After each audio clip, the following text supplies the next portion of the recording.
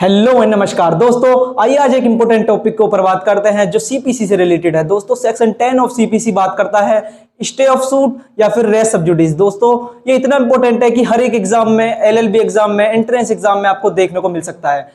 अगर हम एक एग्जाम्पल की बात करें, अगर दो पार्टीज के बीच में कोई भी सिविल सूट कोर्ट में पेंडिंग है, अब उसी सब्जेक्ट मैटर को लेकर, उसी पॉइंट को लेकर पार्टीज दोबारा कोर्ट में नहीं जा सकती, उस चीज के लिए ये प्रावधान है। दोस्तों अगर हम बात करें, यहां पर लिखा है नो कोर्ट सेल प्रोसीड। दोस्तों यहां पर वर्ड यूज हुआ है सेल। यहां पर सेल का मतलब है कि ये कोर्ट के ऊपर मैंडेटरी प्रोविजन है।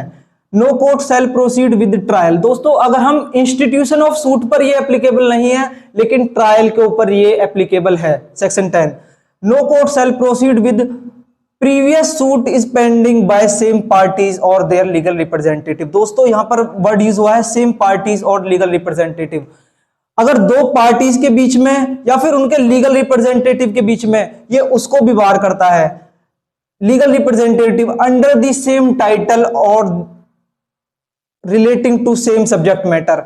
अगर कोई भी प्रीवियस सूट दो पार्टीज या फिर उनके रिप्रेजेंटेटिव के बीच में सेम टाइटल पर सेम सब्जेक्ट मैटर को लेकर है, तो ये उस चीज को बार करता है, ये उस चीज को रोक लगाता है, ये उस चीज पर स्टे लगाता है।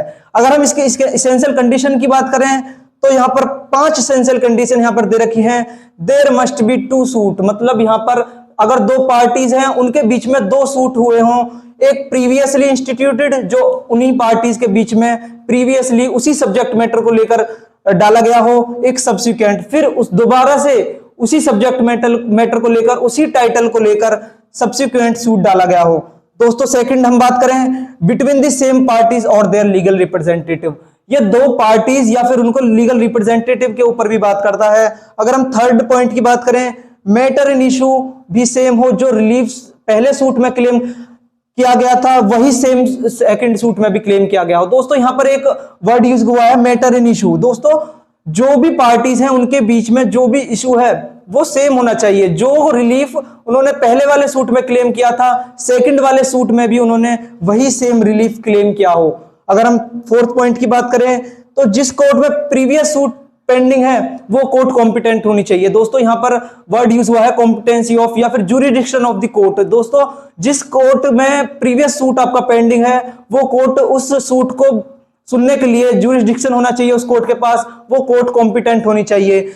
दोस्तों एक चीज और देखी जाती है, अगर आपका सूट किसी फॉरेन कोर्ट में पेंडिंग है तो वहां पर सेक्शन 10 अप्लाई नहीं होगा। ये उस चीज की एक्सेप्शंस है। अगर हम फिफ्थ पॉइंट की बात करें, तो सेम टाइटल हो। दोस्तों उन दोनों पार्टीज के बीच में जो भी डिस्प्यूट है वो सेम टाइटल के ऊपर होना चाहिए। अब एक बार दोबारा से रिवीजन करते हैं। नो कोर्ट सेल प्रोसीड, ये मैंडेटरी प्रोविजन है। With trial, institution of suit पर ये अप्लाई नहीं हो गया, आपको ध्यान रखना है।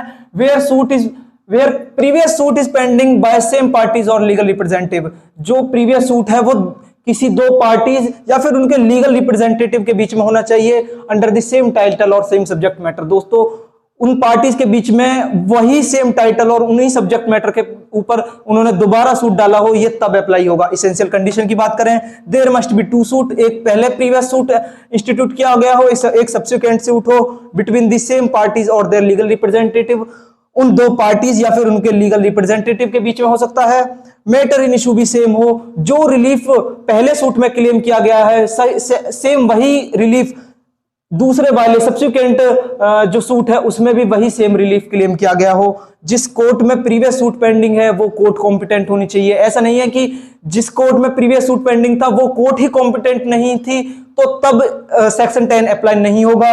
सेम टाइटल होना चाहिए। दोस्तों सेम टाइटल भी बहुत ज्यादा जरूरी है। दोस्तों नेक्स्ट वीडियो में हम इनके ऊपर जो भी इंपोर्टेंट केस लॉज हैं उनके ऊपर बात करेंगे। कैसी लगी आपको वीडियो कमेंट में जरूर बताएं। Thank you so much. हमारे चैनल को सब्सक्राइब करें, लाइक करें। Thank you so much. जय हिंद, जय भारत।